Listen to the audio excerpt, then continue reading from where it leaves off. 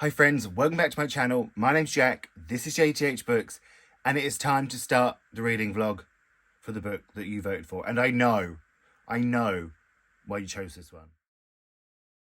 So, you had the choice, you have the power here, you have the power. You had the choice between Transcendent Kingdom by R. Jassy or Yes Daddy by Jonathan Parks Ramage, and you chose. I know why, you chose. Boom. You chose Yes Daddy. And I think, well, I know why. Because it's going to be a little bit sexual, isn't it? And I'm going to have to tell you a bit about it. And that's going to make me blush. And I think you'll enjoy watching that. I think it brings a smile to your face, which I don't mind. But I'm going to look as red as this jumper throughout, aren't I? Let's be honest. But it was quite the clear winner, actually. This was the clear winner. Which, you know, so they've been quite tight lately, you know. It's sort of been one vote. But this storm. So let's remind ourselves what it's about. And then I can just start reading it, can't I?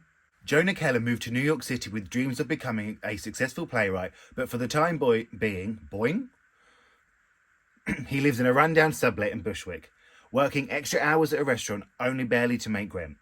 When he stumbles upon a photo of Richard Shriver, the glamorous Pulitzer Prize-winning playwright, and quite possibly the stepping stone to fame he craves, Jonah orchestrates their meeting. The two begin a hungry, passionate affair. I told you, it better be too passionate if I have to talk about it. When summer arrives, Richard invites his young lover for a spell at his sprawling estate in the Hamptons. A tall iron fence surrounds the compound where Richard and a few of his close artist friends entertain, have lavish dinners, and, Jonah can't help but notice, employ a waitstaff of young, attractive gay men. Oh, I could work there. You said I'm too old. You said I'm not attractive. How dare you? I've lost all was now.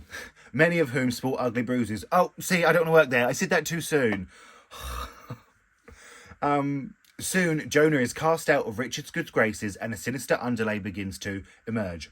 As a series of transgressions lead inexorably to a violent climax, Jonah hurtles towards a decisive revenge that will shape the rest of his life. So it's definitely got... Oh, well... I will say that makes it sound like a quick read, which could be good because it is a Sunday morning. It's like 9 AM on a Sunday morning. I have no plans today. Is anyone surprised? Anyone? No one's here. So I've never read 200 pages a day in my life, but I'm really hoping to make a good chunk of this today. And because October's been good for reading for me. It really has. I really loved it. So let's continue it. And yeah, so... I just want to read. So, should we find out how it starts together? Shall we? Let's do it. 2011. Prologue. You asked me to be a witness in the trial. I owed you my life, so I said yes. What does one wear to a... R-word, testimony. Your lawyer and I debated this endlessly. Nothing too tight, nothing too baggy, nothing too ratty, nothing too expensive. Something sexless yet attractive. A suit jacket perhaps, but nothing flashy. A light navy vest was best. Black was too morbid, too dark. I wanted to seem serious, but not angry. Definitely not vengeful. Maybe glasses were a good idea, but the frames had to be simple. Nothing flamboyant, nothing too gay, nothing that might trigger Juror prejudice. Nothing to wear while the world decided if I had been raped. Something that said, believe me. Well... So I think it's obviously for a while going to be sort of wild and fun and sexual, but then it's going to turn dark. This is going to be a dark one, so just trigger warnings for anything that comes with that. You know, I think trigger warnings if you want to watch this, but let's have a read. Let's see how I get on with Yes Daddy. Oh, even saying it. So, it's a little bit later and I've read 50 pages of this. And, well, I want to have my hair cut too, which... I said I wasn't going to leave the house, but I lied. I'm sorry. I shouldn't lie. But essentially in this, we are following Jonah, who, in the prologue, has taken the witness stand. One of Jonah's friends has accused Richard of SA and all kinds of horrible things. And Jonah, when he gets on the witness stand, suddenly decides to deny it. Say, it's not true. I didn't see anything. My friend is just doing this for the money. And then we go to 2009 and we see... Jonah struggling for money in New York, trying to be a playwright, and he he essentially finds Richard online, like through a photo, and then does a lot of research to find him. I didn't realise it was going to be like, I thought sort of they met by chance, but no, he does a lot of research to find him and sort of make himself what Richard would want him to be. And they hit it off.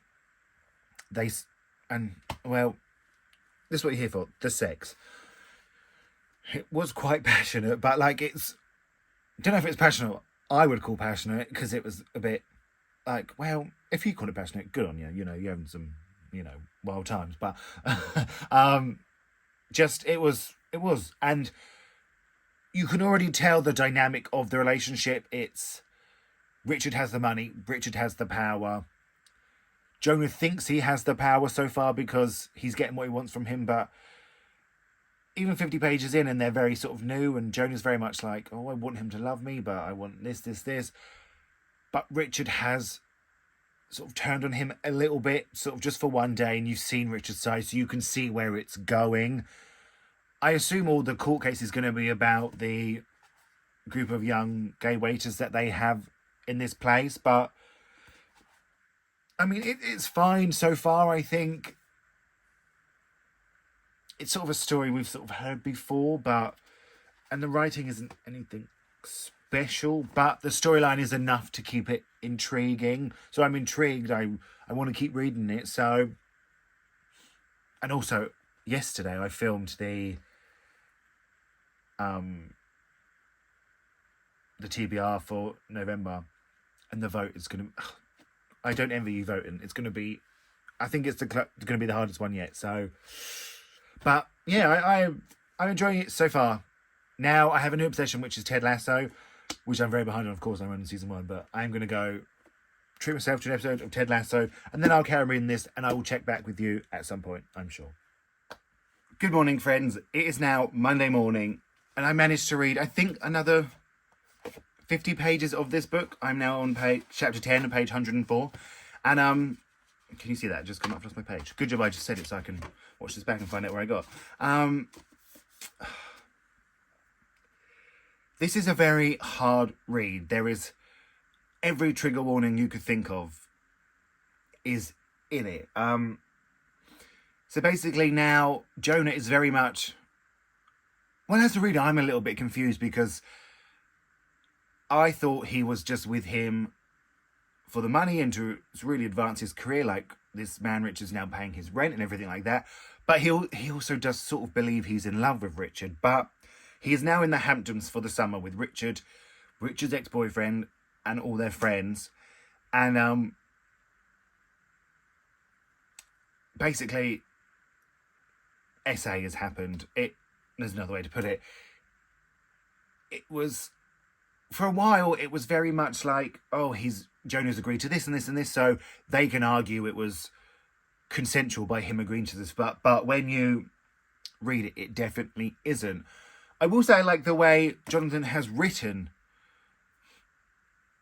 sort of the whole period of that, because it doesn't go into too much detail. It often sort of fades to black, so it feels very what's the word I'm looking for? It feels very... I can't think of the word I'm looking for. Give me a second, I'll think of it. Well, I still don't think this is the word, but I think static. It feels very in and out. Like, Jonah's very in and out, so you as a reader are in and out, and that experience is really good as a reader, but it's just such a hard book to read. There is no joy in it. It's just... And the author's intent is to make you uncomfortable, and it's to realise this is wrong, and it is how far would you go for your ambition, and he's getting all that across. So in that sense, you can't fault it, but it is just hard to read. So the sexy time, that was one sexy time they had where it was consensual, has gone. It has gone, and now we're just in it, just a bunch of men doing stuff. So, which, if you're 2 adults and you're consenting, go ahead, do what you want. But when it's like this, no. But today I'm going out. I'm surprised too. I'm going to, with my best friend and his 2 children, we are going to the historic dockyards in Portsmouth. So there's ships there like the Victory, the Mary Rose, that was Henry VIII's ship. So we're going to go have a look at all that. So I'll take you with me, as you know, and we'll have a little look around. But there's not going to reading today, so I'll probably update you again tomorrow. But this it is a dark book, but also intriguing. Like, I'm intrigued to see how Jonah gets to that place where we find him in the prologue. Like, what hold do they have over him? I'm excited. Well, not excited, that was the wrong word. I'm intrigued. But I'll speak to you all tomorrow.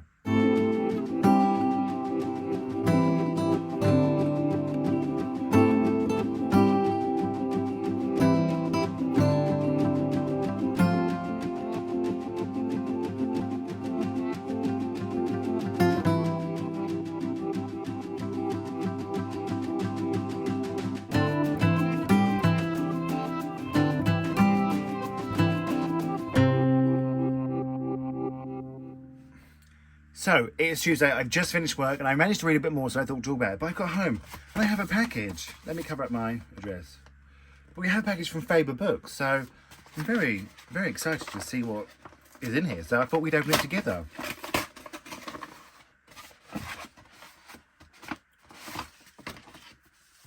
Ooh, it is Infinity Alchemist by Kaysen Calendar. Now, I did sort of know they had another book coming out, but I did not know that it was coming to me. So that's very, very exciting. Kaysen Calendar wrote Felix Ever After, which was one of my favourite YA books. If you haven't read that, check that out. And let's find out what's about together, shall we? I believe this is their first foray into fantasy. Foray, that was a good word. Well done, Jack. Yeah, let's check it out, shall we? Well, there's two. I'm going to read this one. Ash Woods isn't supposed to perform alchemy. He'll be arrested if anyone ever finds out, but when he's caught by the condescending Ramsay Thorne, instead of handing him over to the Reds, Ramsay blackmails Ash into helping with a dangerous personal mission, finding the legendary Book of Source, said to make its reader an all-powerful alchemist.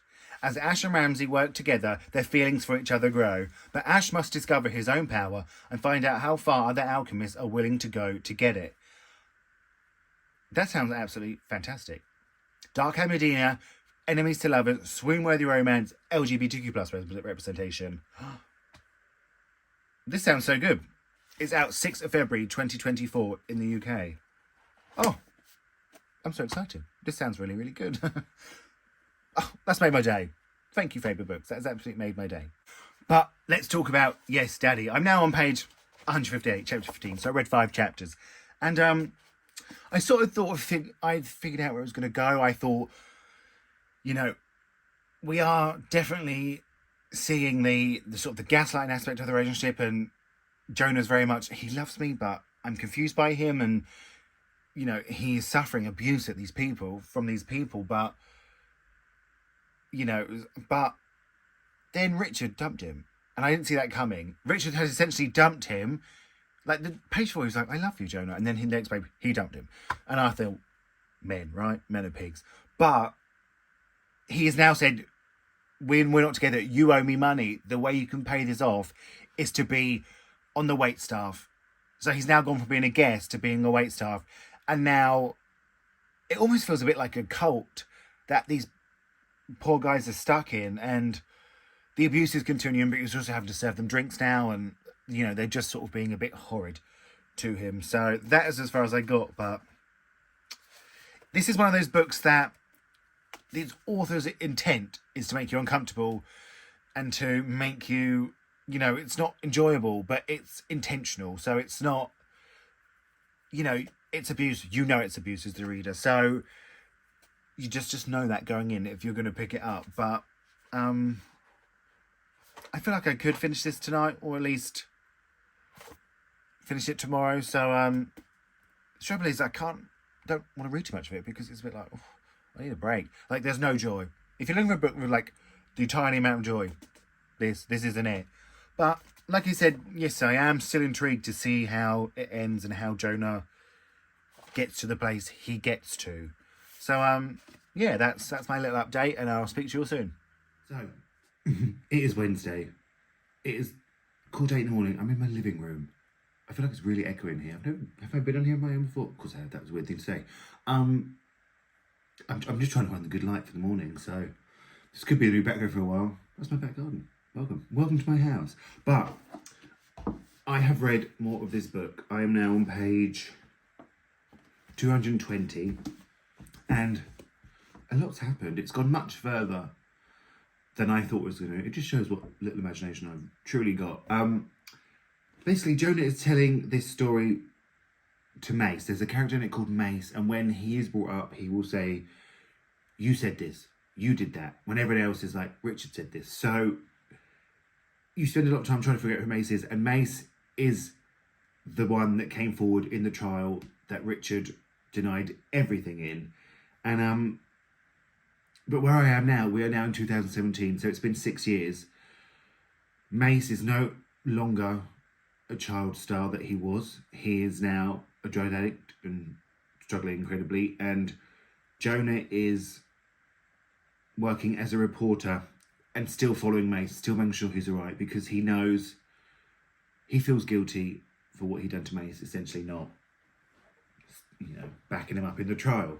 And but now Jonah has written a report on this Hollywood agent who also was accused of these horrendous things. And now people are finding out Jonah has written the report and are saying, how can he, when he was an accomplice to Richard and his gang?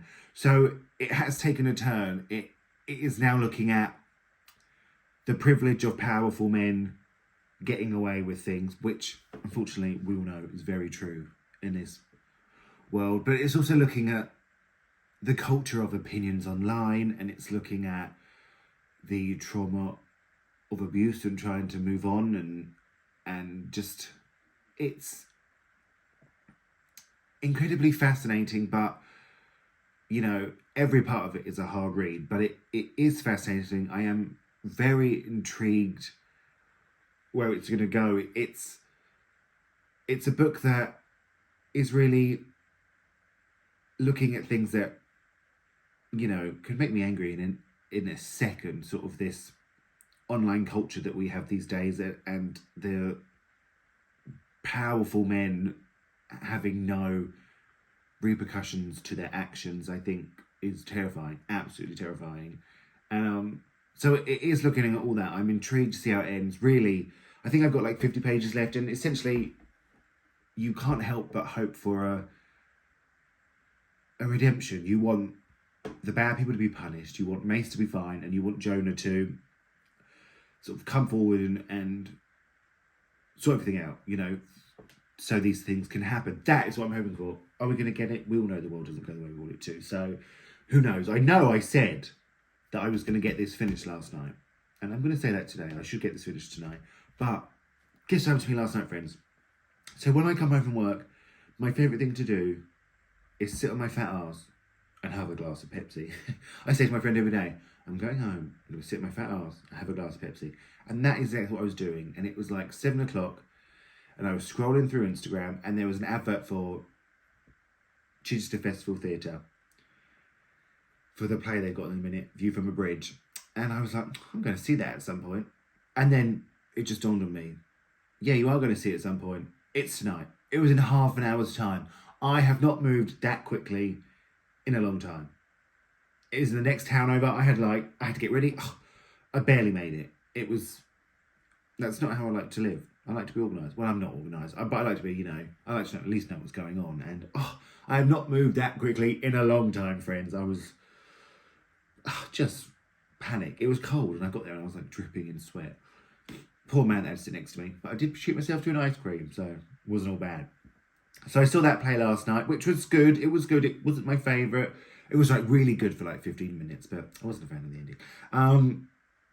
So yeah, I'm going to finish this tonight, and then we will chat tomorrow, probably in this very same spot, because I think I've got 4 lights on here and this nice background, but a lit background. So I'm hoping that is going to be better, but I'm really, really intrigued to see how it ends. I have to say that. So yeah, I'll speak to you all tomorrow. So it is Thursday morning, and I have finished this book. Now, I'm going to try and sum this up without giving it away, because sort of the last 50 pages I read, they went further than I ever expected them to go. And I think it's very clear that the author was looking at religious trauma, childhood trauma, abuse trauma, and it's all done very well. It's a book that makes you think. It's a book that sort of makes you recoil and disgust at the things that happened, and it makes you look at the society around us. But I think that works. I just think there are some bits that don't work. Like the last few pages sort of went, like I said, further than I ever expected them to go. And certain things happened that I felt were a bit rushed. I felt things just needed a lot more time taken over. I actually could have done with it maybe being like 50 pages longer just to flesh out the ending a bit more. I just feel like it got a little bit muddled towards the end. It's a weird book because I don't think you can say it's an enjoyable read, but it's thought-provoking and it's harrowing at times and it's frustrating. So I think, you know, like I said, that is what the author set out to do, and he's done it. And congratulations, Jonathan. But is it a book that, you know, I will say, oh, I had a great time reading that? Or is it, I don't know if it's a book you learn from. I know you don't have to learn from fiction. What am I trying to say? like, it's just, if someone says to me, Jack, why do you think I should read this book? I'd be like, I would say it makes you think, but it just sort of reinforced the things that I already think. It didn't sort of show anything new or anything, but it is a detailed look at trauma. And yeah, it's such a difficult one to sum up. I feel like I said, that does lose a little bit at the end. Some things, it don't really surprise me because it sort of was just sort of brushed over, considering what the rest of the book is about. When it sort of happens, it's just brushed over. But I'm glad I've read it. Let's put it that way. I am glad that I have read it.